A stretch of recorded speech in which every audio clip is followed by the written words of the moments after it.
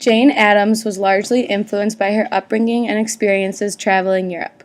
Her beliefs stemmed from being raised in the Quaker faith that valued hard work and change through peaceful efforts.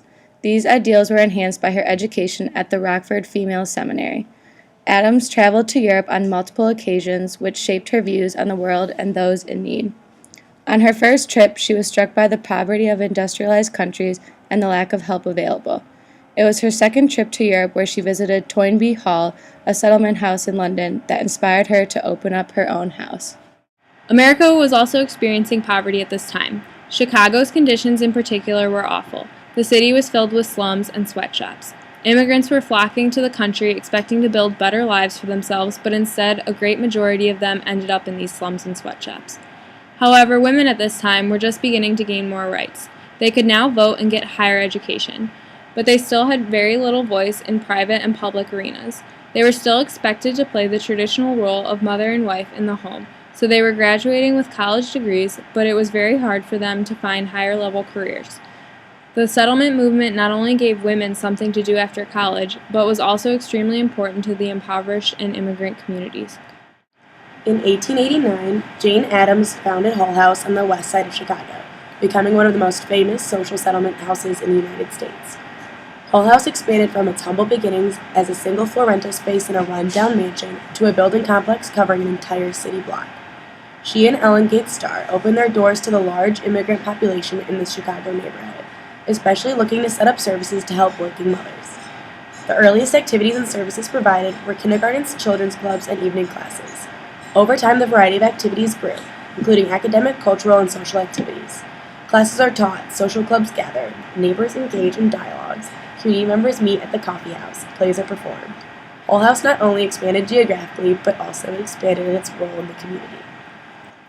The Hull House paved the way for social settlements and social movements in the United States, as it was the first social settlement in Chicago.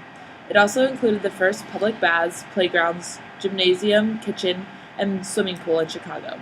The first labor unions in the U.S. were formed at the Hull House, including Women's Skirt Makers and Chicago Women's Trade Union League. Here, the first college extension programs in Chicago were established, and investigations of truancy, typhoid fever, cocaine, children's readings, sanitations, and other issues were initiated in Chicago for the first time. Jane Addams' Hull House also helped establish the first juvenile court in the U.S. The key idea of the Hull House was to bring a neighborhood of people together regardless of nation of origin, religion, gender, or employment status, and to create a neighborhood center for social and civic engagements. Over the years, settlement houses have continued to grow into a mechanism for community change and revitalization. Organizations such as United Neighborhood Houses in New York City provide social services to children, adults, and families alike, depending mostly upon volunteers and donations to operate. The University of Michigan has even begun a project to build its own settlement house in downtown Detroit under the direction of Larry Gant, a professor here at the School of Social Work. We came up with this notion of developing a settlement house for the 21st century. And I concluded and I observed with my colleagues that this needed to be an art-based or an art-themed settlement house. So what would that look like?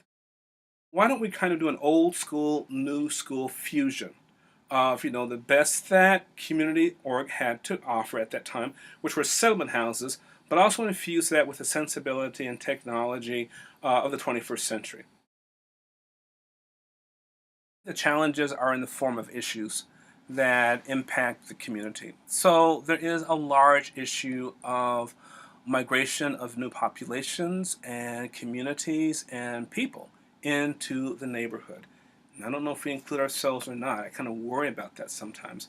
But there is a creeping gentrification that residents are concerned about. On the one hand, they're happy to have people come in to celebrate, the legacy and the current configuration of the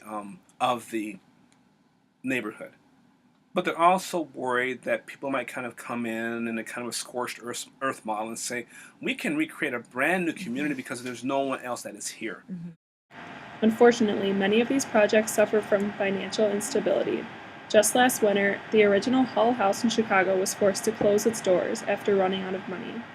In the midst of declining urban standards of living, Settlement houses are needed now more than ever, but their future is ever unsure.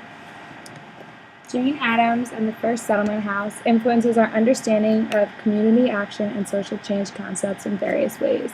It exemplifies the process of entering and exiting communities. It also demonstrates leadership and the role of acting as a social change agent as seen through the works of Jane Addams. She was a pioneer in this field and understood how to be respectful of the communities in which she both entered and created. She was able to provide invaluable help to the tenants of the Hull Houses without being condescending. Hull Houses also promote multicultural dynamics as opposed to monocultures. This helps promote diversity as well as acceptance of varying cultural backgrounds. This movement also helped raise awareness of issues such as sanitation and poor working conditions. It addresses the issues of privilege and helps break down stereotypes by having women work in the Hull House. It also acts as both a proactive and reactive process.